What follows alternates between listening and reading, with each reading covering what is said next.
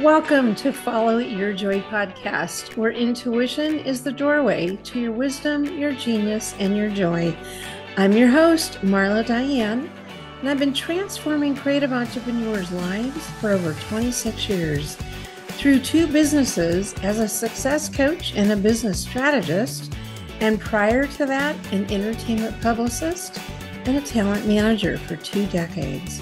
It's time to make joy your inner GPS for life and business decisions rather than lean on your logic and reason first. You'll not only be following what is most authentic to you and for you, but you will live the beautiful life that's meant just for you. You'll come to learn that following your joy is a life and a business strategy. Listen in for inspiring entrepreneurial stories and solocasts that illuminate how by trusting your intuition, you'll create a fulfilling result. Want to learn how to access, trust, or up-level your intuition? Join me in the conversation to find out how. Well, hello everyone. How is life for you now that you are in April 2023? Here we are, 4 months in. So has it been wonky for you trying to get your footing this year? Or has it been really a great success? I mean, have you had, a great momentum? I'm curious, right? Because, after 2 solid years of major uncertainty and consistent change, 2023 feels to me a little awkward. It's like I'm trying to get my footing. Like I'm trying to figure out where I'm headed. Is it in alignment with my values and my joy and my dreams? It's like all that stuff, So I'd love your feedback, whether you reach out to me on Instagram, DM, or email me. Email my team at support@marladiane.com.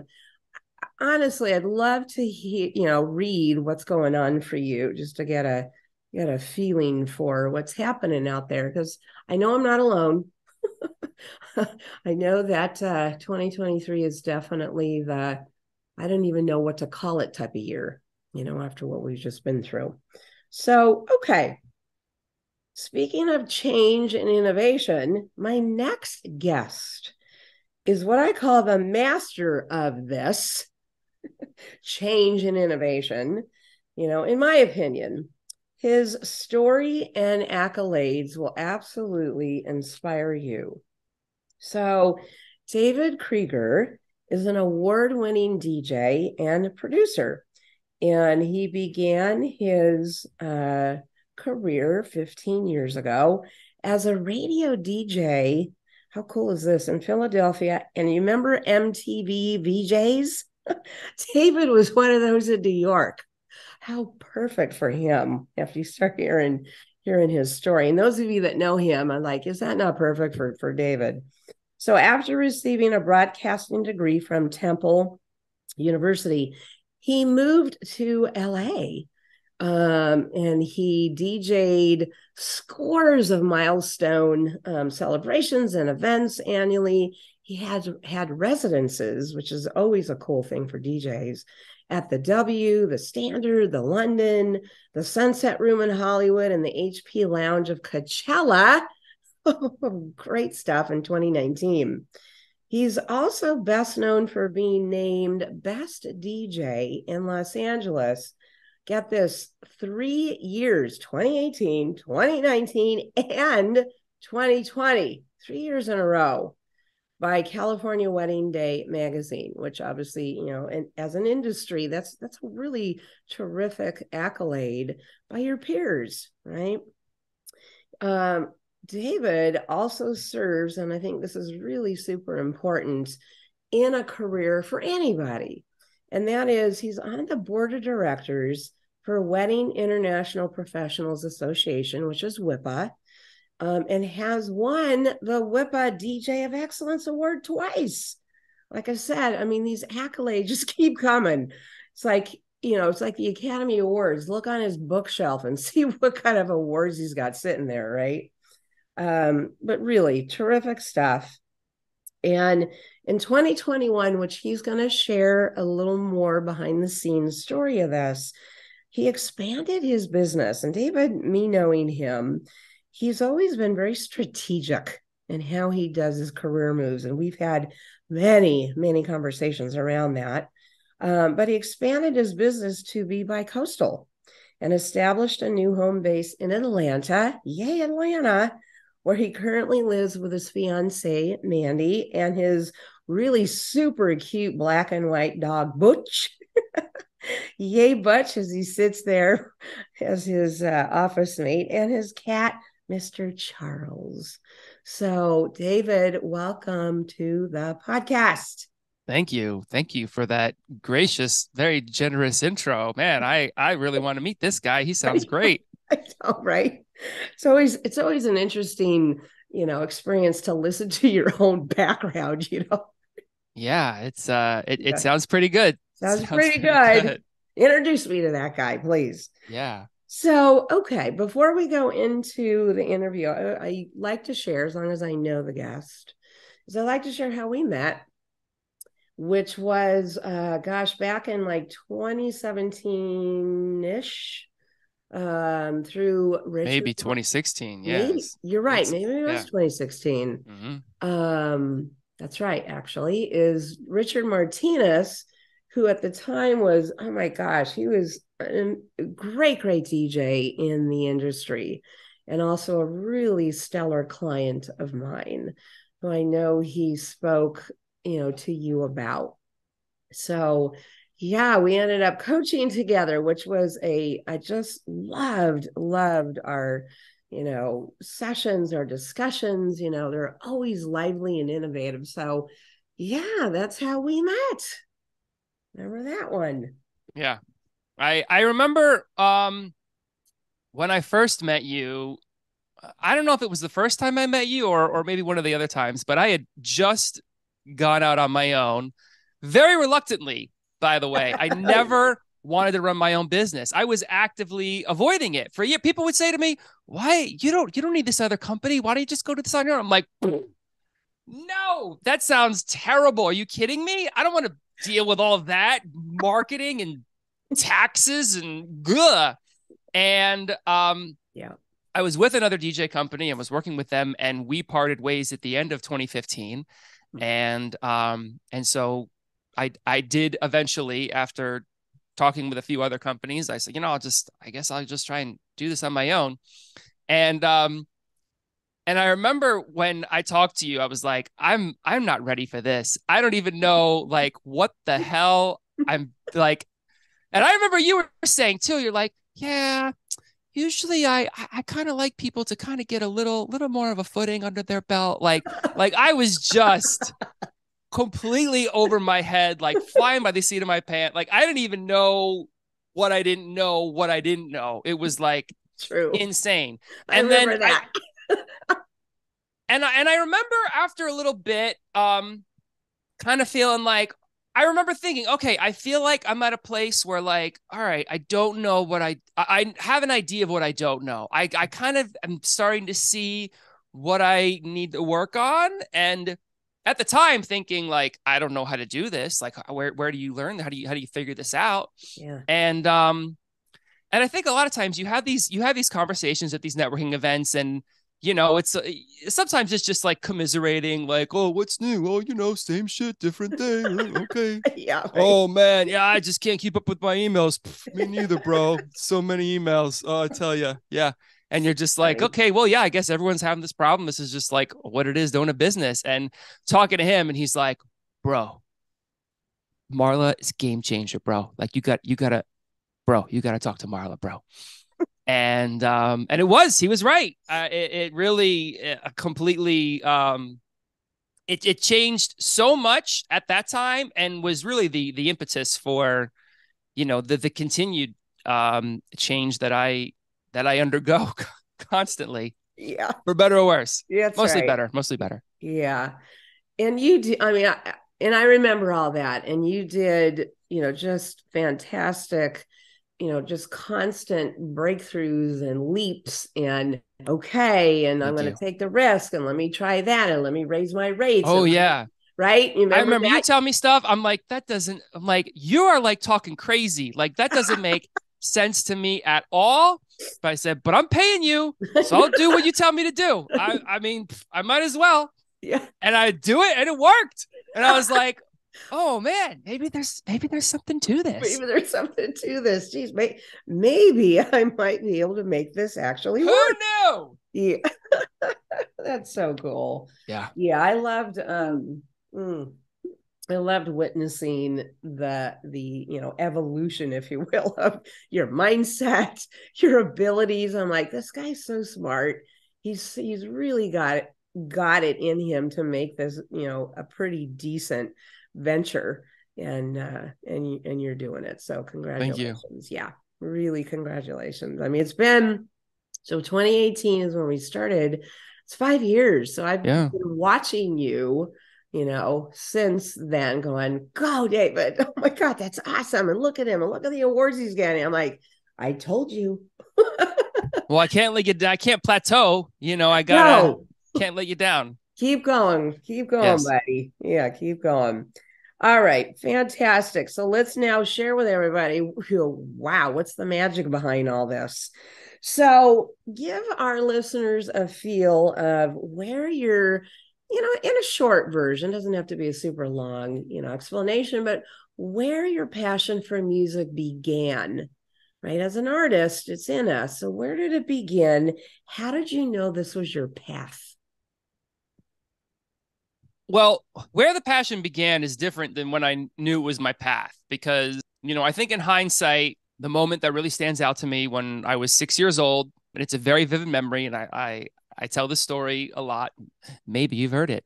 I was sitting on my parents' bed in their bedroom, listening to the clock radio. I remember it was a stereo clock radio, which was kind of unusual. It's usually just one speaker, but this one had two speakers and a little tape cassette player in the middle. And it was January of 1990. And this was kind of like the first New Year's that I remember happening. And I remember thinking that it was such a big deal because it was a new decade, right? The 80s were over. Everything in the 90s was going to be different. This is what I'm thinking at 6 years old. And so I'm listening to the radio and Depeche Mode, Personal Jesus comes on. And I am just like, whoa, like, what is this? Like, because all before that, like a lot of the music I was listening to was like Phil Collins, Michael Jackson, Paul Abdul, Right. And even like Depeche Mode before that was like, like upbeat, like I just can't get enough, and so this song comes in where it's like minor key, all this like haunting reverb, this acoustic guitar. It was like such a kind of mishmash of elements and genres.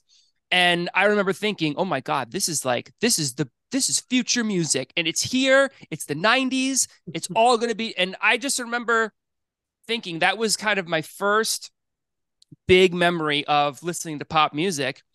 And since then, I've just always been listening to pop music. I mean, I would, sit on my bedroom floor playing with Legos for hours, just listening to the radio. When you're a kid, you don't realize like that the stuff that you're doing is not like normal. Like you don't realize that not everyone is listening to like 8 hours of top 40 radio every day just Right. for fun. Mm-hmm. But that's kind of how my house was too. My mom always had the radio on, or my dad was always listening to CDs. My mom was singing. My dad used to play the drums. So music was always a thing in the house. And it was always a thing, growing up too. I played the saxophone. I was in plays. I was in the choir in high school and stuff. And so I always knew I loved music. And I always kind of had this feeling that I should be doing something with music. I mean, in high school, I thought I was going to be a musical theater major. And my parents were very supportive. They were like, that's great. That's great. But why don't we look at University of Delaware for computer science one more time? Just let's take a look. Oh, God. So I ended up going to University of Delaware for computer science freshman year and hated it and kind of bounced back and forth between this like practical route and, the passionate route, I guess you could say, of pursuing, music, theater, acting, something.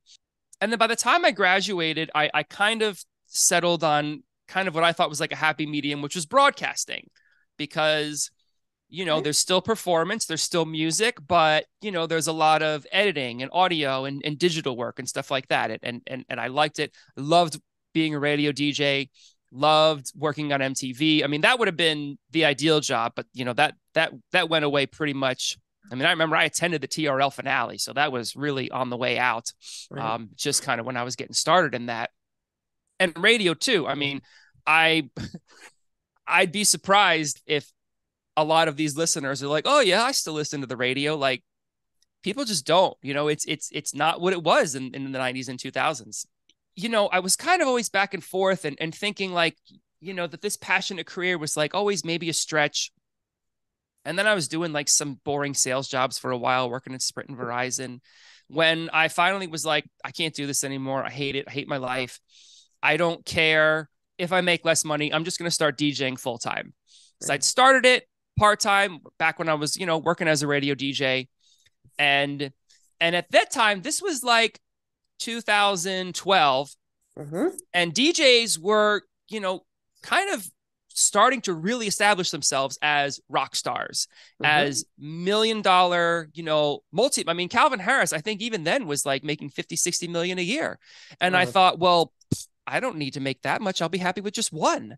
Yeah, right. Like, if this guy can make that much, I'm surely I can at least earn a living doing this. That was like pretty much literally like the thought process. So you want to talk about logic. It wasn't very sound there, but I just felt like, man, if someone can do it, you know, why can't I?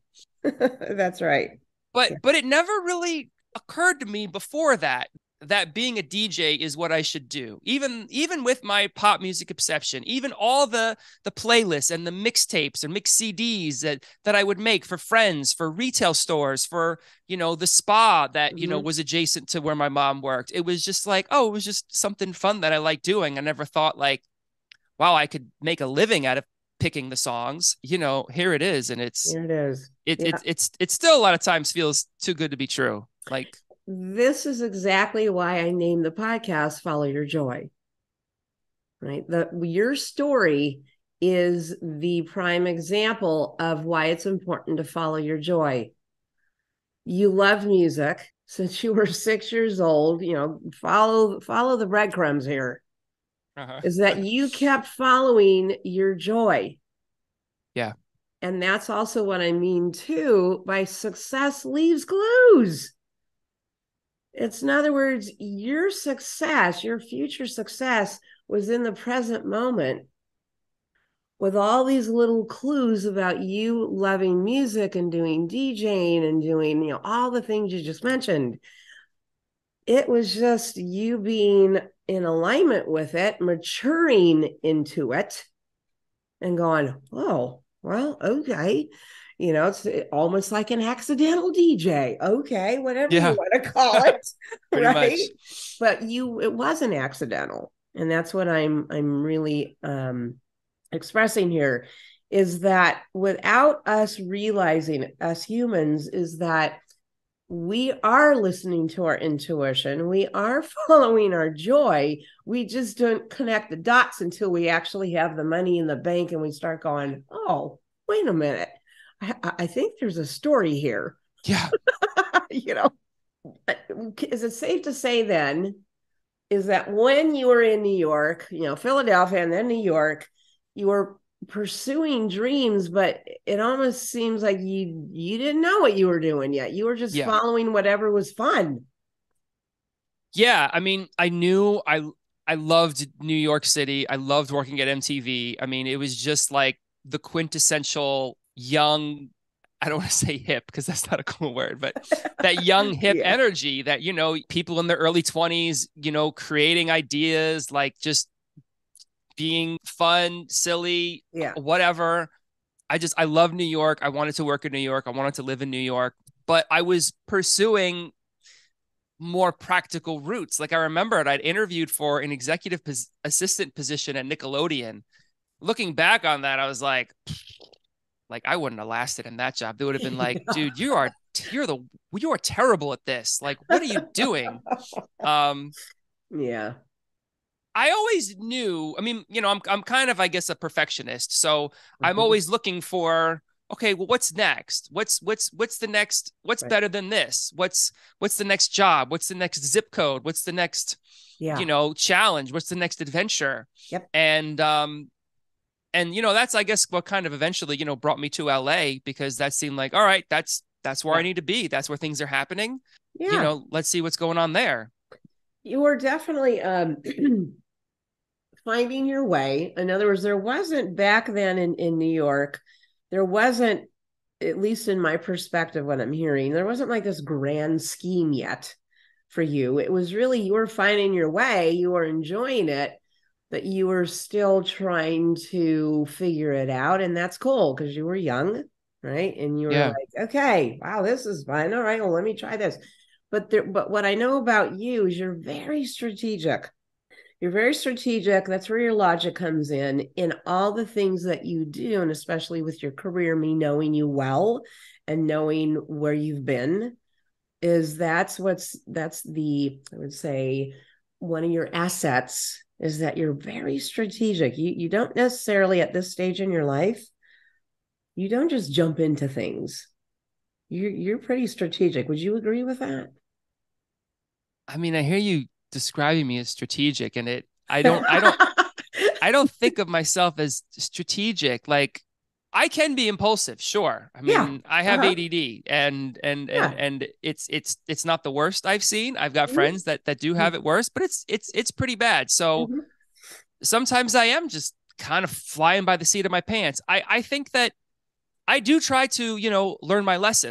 And so I think I've made a lot of mistakes in the past, Mhm. a lot of wrong decisions, a lot of impulsive decisions. Mhm.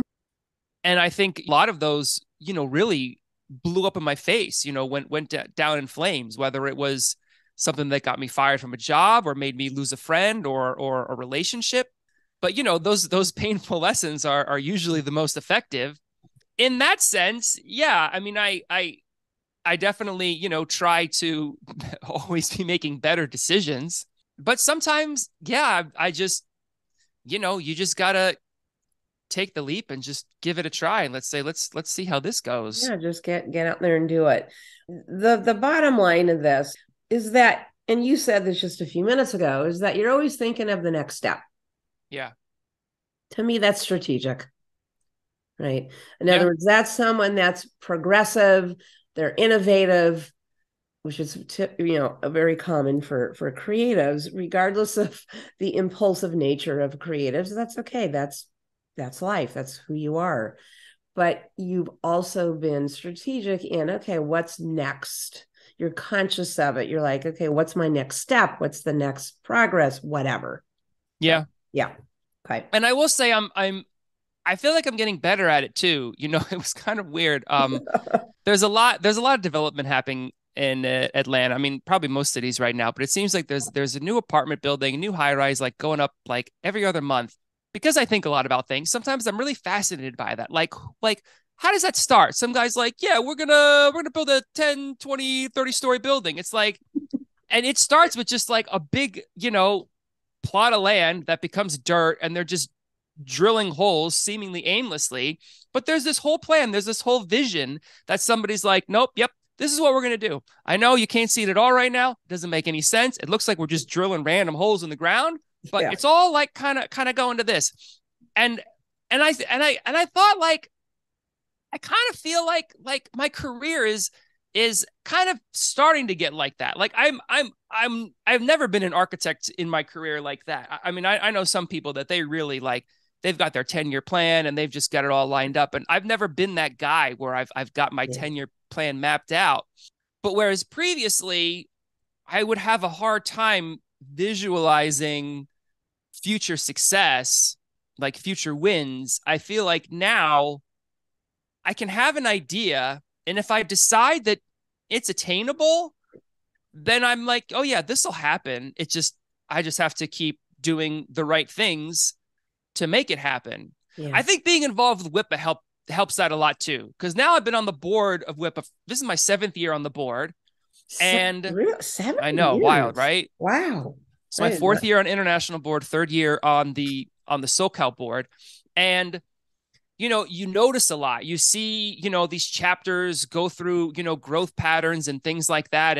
And you see us go from like 8 chapters to, I think we're at 15 now. Yeah. And, and it's this vision, this unified vision that we all have, that, that we're all in our careers. We're committed to excellence and constant, improvement and betterment. You just keep doing the right things, and, success is inevitable. Right. Correct. Agreed. Yeah, no, that's so true. And I did not realize it hasn't been 7 years. Part of that's SoCal. Let's talk then about here and now. Is what brings you the most joy in your work and your business? Definitely what brings me the most joy is just when I'm DJing and I'm having a really successful event, and I'm just thinking like, man, I am murdering this party. I am just killing it. And a lot of times, it's a feeling like it's like you kind of fall into the groove, like the notch just falls into the place. And you're just like, yep, I got them. I got these people. I've got a read on them. I know where I want them to go. I know how far I can take them before I'm going to lose them. Because, I want to do that a little bit because, so that I can bring them back. And just, seeing the faces and the surprise and the joy and, the delight. And just at the end of the night, when people are like, man, that was the best wedding. That was the best party you've ever been to. And I'm like, yeah, that's what you want to hear. Mission accomplished. Mission accomplished. Absolutely. Pretty much. Yeah. I mean, good. Yeah, I love it when I put on a song and someone's like, oh my God, I love this song. I'm like, yeah, I know. I know you do. I got you. Uh-huh. Got your vibe. That's because a lot of it, a lot of times I'm just guessing, I'm like literally making guesses. I mean, they're educated guesses. They're based on experience and intuition and stuff. But right. Sometimes I'm wrong. Sometimes I'm like, I remembered I played NSYNC. So this is my last wedding I DJ'd. I played I think Tearing Up My Heart. I think that's the one I like to play a lot. I feel like it's not overplayed. It's a classic. They seem like they were in the right age range, but and this is kind of a funny story because a lot of times I'll play it like after like I play Rob Bass It Takes Two. Like if I'm in like kind of a set where they've got that kind of like, like kind of hip hoppy, new jack, kind of poppy grooves. And for the right crowd, the right age range, it hits people. Oh my God. And sync brings them back, they're singing along. But for some reason I was just feeling like I'm reading this room and I'm like, I don't know. But it's like the next song in my set, if you will. I have a lot of sets that the songs that I know that fit together well. And I'm always, like kind of changing them up and stuff. But I played the song despite, feeling a little, unsure about it. And it didn't go over terribly, but I could see in the bride's face that she was not delighted. She was not happy. She didn't come over. She didn't say anything. But I could tell. I was like, man, I should have just, trusted my gut and not played the song. It didn't derail the party. It didn't lose the dance floor. Plenty of people were into it, but it just wasn't the moment, where I wanted it to be, at that moment, at that time. But then other times, you'll take a risk. What was the song that I played at this wedding? I don't. This wasn't this wedding, but I remember I played Kesha, We Are Who We Are, which is a song that I don't play a whole lot. The planner had come up to me and she's like, hey, we're going to cut the cake in like 5 minutes. I'm like, perfect. Let me play this song. And if it clears the dance floor, fine. We're going to cut the cake anyway. So we're going to stop. And my God, people, they lost their shit when I played this. Like, I was like, oh my God, like I didn't even know that people really knew this song. I mean, I love Kesha. I loved like that whole like it was like 2009, 2012, like that whole run she had. Like she's just like such great pop albums, such great pop records. Yeah.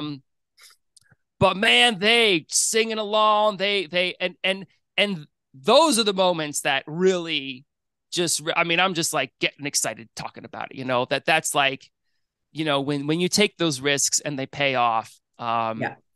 Because that's the moment that I remember. And I hope that, that's maybe a moment that, some people at that party remember. Well, based on what you shared, I think so. So, okay, terrific. I mean, being a DJ, a lot of it's intuitive. You know that we've had that discussion. Yeah. You're reading the vibe of the room. It's all, to me, it's all intuition besides some of it being logical. So speaking of joy, I watch, being in PR for so long and a storyteller and a writer. And I used to coach early on my first iteration of my business, which was called Embrace Your Spotlight. And I taught personal branding back in 2008, 2009, when nobody knew how to turn themselves into a brand online. And I was really excited about it, and being also taught by my mentors how to be online. I had the experience of the personal branding. I just needed to learn how to do it online. Point being is that your Instagram posts and stories and reels, but mostly your posts, because there are a lot of writing. You are a great storyteller. Thank And you. yeah, you're welcome. I always refer to a lot of my DJ clients. I'll go to David Krieger's Instagram feed. That's a great personal brand. And That's the a great reason, compliment. thank you. And here's why, because you're storytelling. You're behind the scenes. You're telling about, here's some technique that I used, or what do you guys think about this? And you're engaging your audience, but it's in a storytelling approach, which is why it works really well. So what's your secret? Um, well, I should start by saying that most months I really hate Instagram. It just brings me a lot of anxiety. I feel like I'm just constantly comparing myself to other people, and I'm either thinking like, oh, why aren't I doing that? Or looking at something that I don't think is good and just, oh, disgust. Oh, that sucks, So I have a lot of mixed feelings about it. Yeah. But I recognize that it's one of the most important tools of my business, where a lot of my, leads, referrals come from. Okay. And I think that even if the lead is not coming from Instagram, they are checking your Instagram page. It's kind of like your resume. I don't have a resume as a DJ, obviously, Yeah. but this is it. Look, these are the events that I did. This is what the events look like. How does this like kind of resonate with you? Mm-hmm. Also, because it's it's a resume, I think that sometimes they're maybe going to take a little bit more time to read the captions. I've always thought that the captions were important. A lot of people I've talked to, they say, oh no, people aren't reading the captions, they're just scrolling, they're just looking at the photos. But I felt like whenever I really wrote a really good caption, whenever I sat down, spent a lot of time, Yeah. wrote something heartfelt, I would get good engagement. Mm-hmm. That then created more pressure on me, because then I felt like every caption had to be like amazing. Otherwise, I'm not going to get enough engagement on it. What I ended up doing was because I wasn't posting very often because of all this, debilitating anxiety. I ended up, delegating that to somebody else. So I have somebody that helps me with the Instagram. Great. We have a Zoom call every other week for an hour. And she's just like, what's new? And I talk about recent gigs. I talk about maybe trends that I'm seeing in DJing, trends in music, pop music.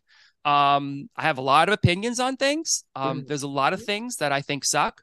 And she does a great job at keeping the captions positive. And we both work on it. One of the things that I learned as a radio DJ is, when you're on the air, when you're on the mic, when you're talking to listeners, you should always be talking in the second person, and you should always be talking to one person specifically, not like, hey, everyone, or hey, you guys. Like, I'm talking to you, Marla, like, and talk in the second person, and not like about me and it's me. It's like, hey, when you go to the store and you're looking for something and you can't find it, and you go to the employee, instead of like, one time I went to the store and I couldn't find something, because you don't care about me. You don't want to hear a story about me. You want to hear a story about yourself.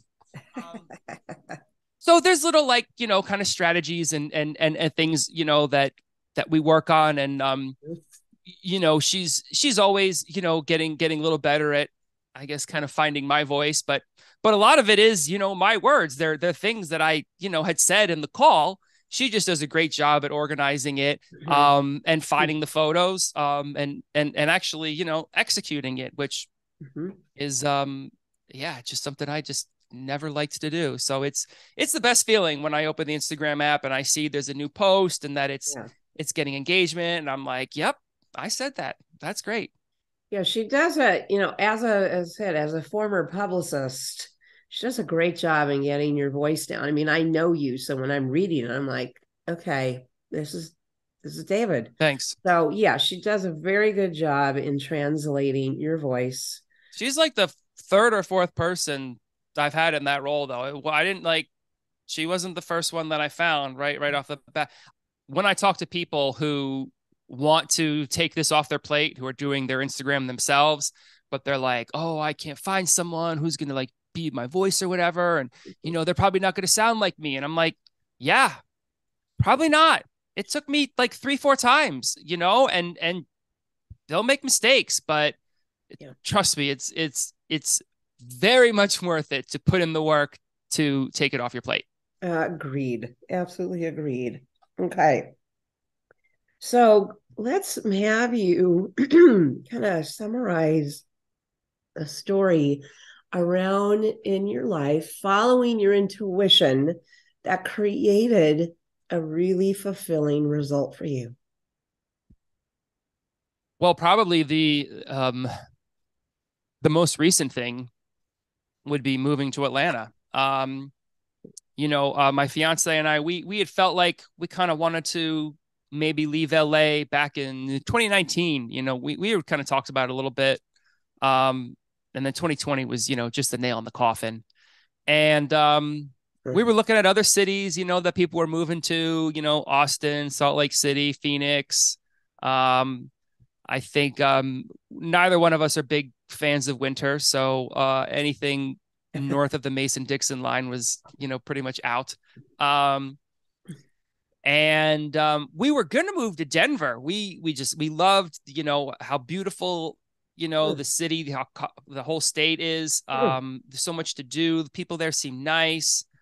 And then in the fall of 2020, I randomly visited Atlanta because they were having a WIPA meeting. And I was like, in person? They were like, yeah, you should come. And I'm like, yeah, I'm not doing anything else. So I went to Atlanta and I was like, why is everyone so nice here? Like, who do you guys think I am?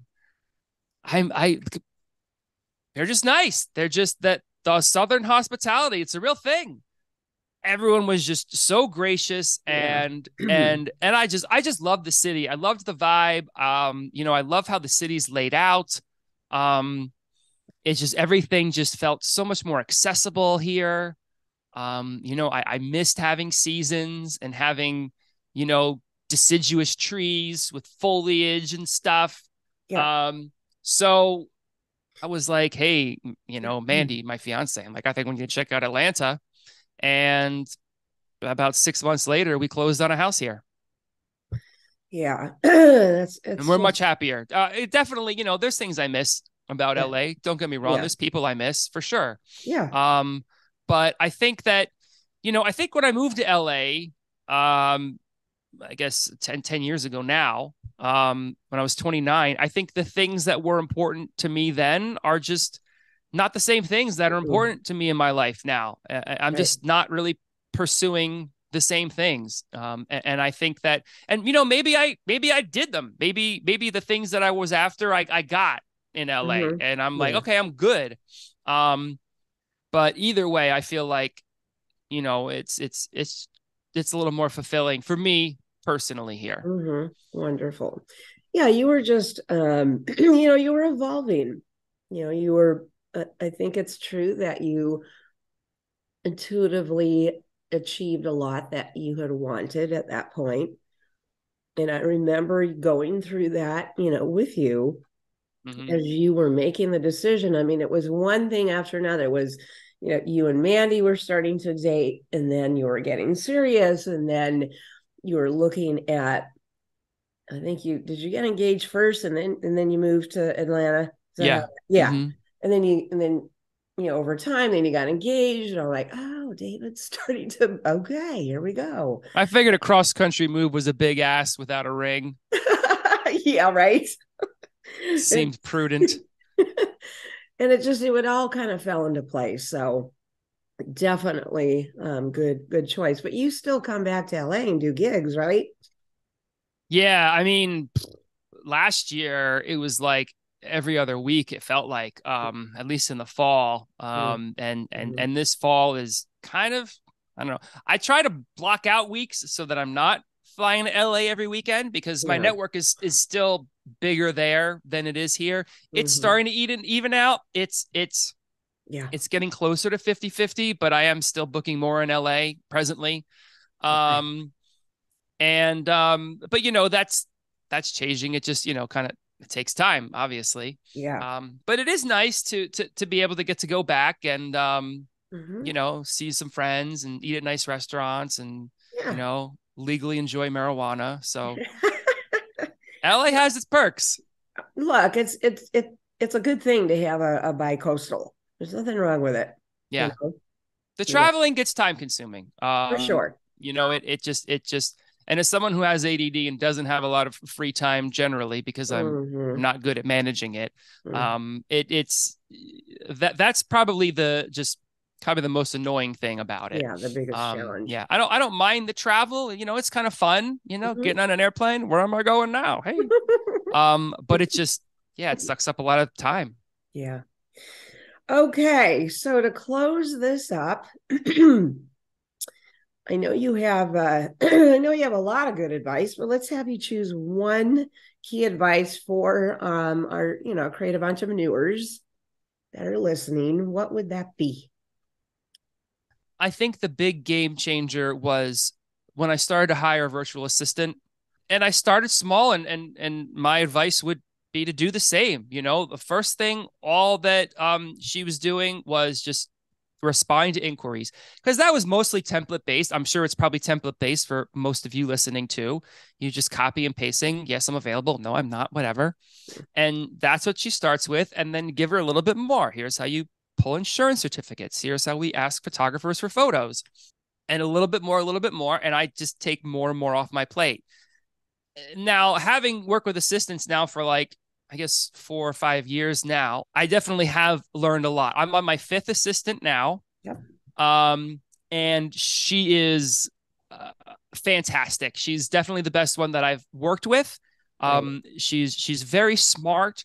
I really wanted to hire someone that I just felt was a good fit, Yeah. like personality, culture wise. Like, we just really see eye to eye on a lot of things. Um, Great. because I feel like if I get that fit, then I can train her on everything else. Yeah. Um, and I mean, it's just more and more things. And now it's at the point where she's taking so much off my plate that I'm really starting to notice having this extra space in my head. And it's not something you notice at first, because Mm-hmm. you don't like notice that you're not so stressed anymore until one day you're like, oh, hey, I'm not always like, you know, getting stressed out because of all my emails or what. I mean, it's just like she'll take care of stuff, and I'll be like, oh man, I didn't even have to ask her to do that. Like, she knows what to do, Yeah. because I've told her before. I love And that. and it gives me time to do whatever I want, work on music, play with my dog, That's get caught it. up on more stuff. Um, start, I don't know, start another, endeavor. Yeah. Um, and, the Jordan Kahn, who's also on the WIPA board, he owns a big entertainment company called the Jordan Kahn Orchestra. I heard him speak one time, and he really also was about finding your number two. The person who is like the yin to your yang and is strong, with your weaknesses, and that was kind of like his big thing for how he just grew exponentially, and how he got his first million, and then just over and over again. I mean, he's a huge company right now, and I have to say, when you have someone who's good, you start to see that, and I see things that she could be doing, taking on things, pursuing things that maybe I knew how to do, but is not so passionate, but I can have her do. And so it's like we're still doing it, but I don't have to take my time. I can just kind of like supervise and weigh in. And it still be, a project that, we're accomplishing. Yeah. It's a great feeling. Yeah, it is. And this is all, hearing this now, and it's like, pardon the pun, it's music to my ears. Because again, Good one.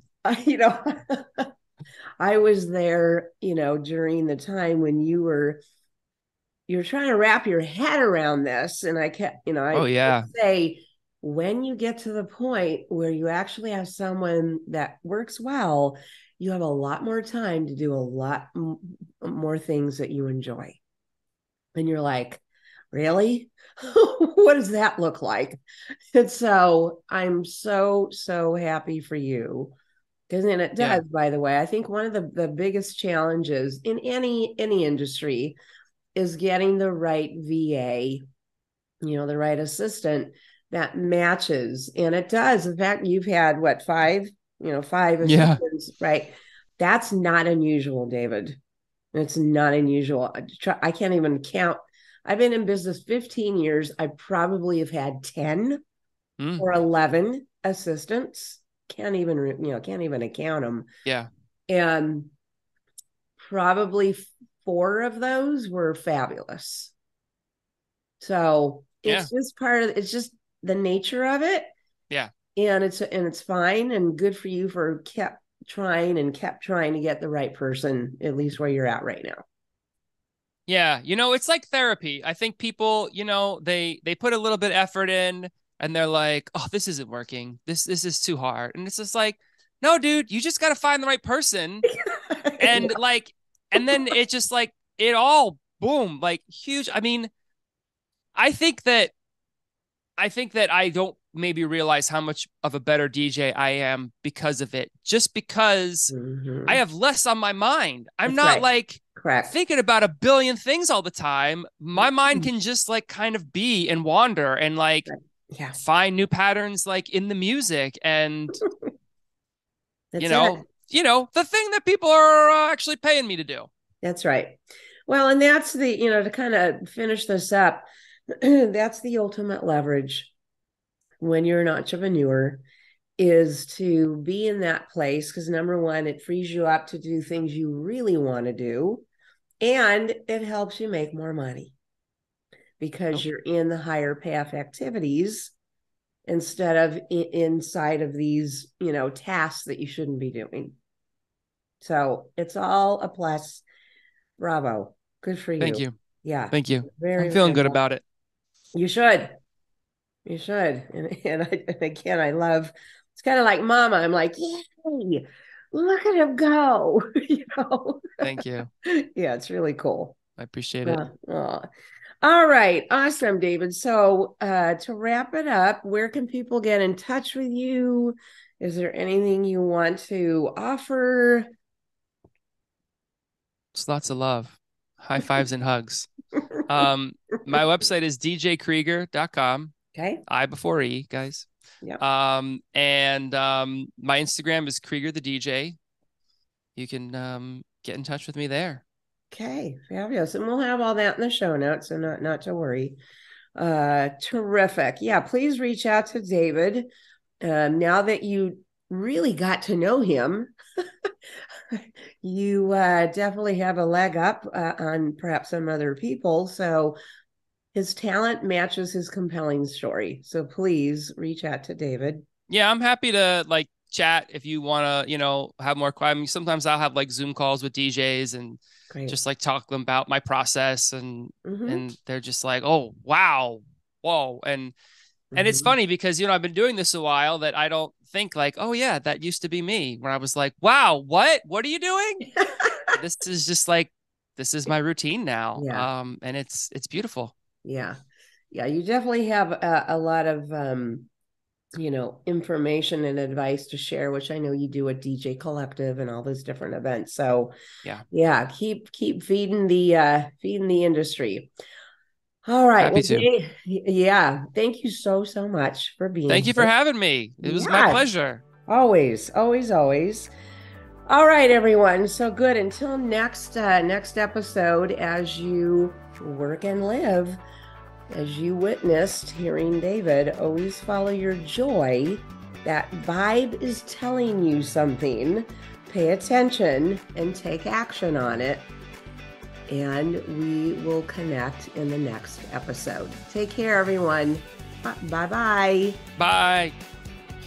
Thanks for listening in. You can find more entrepreneurial stories and resources at marladiane.com. And while you're there, enjoy my 3 free downloads to up-level your business and your life. How about you take a screenshot of this episode and tag me on Instagram by sharing your highlights of what you learned today? I'd love to connect there with you. Until next episode, take care.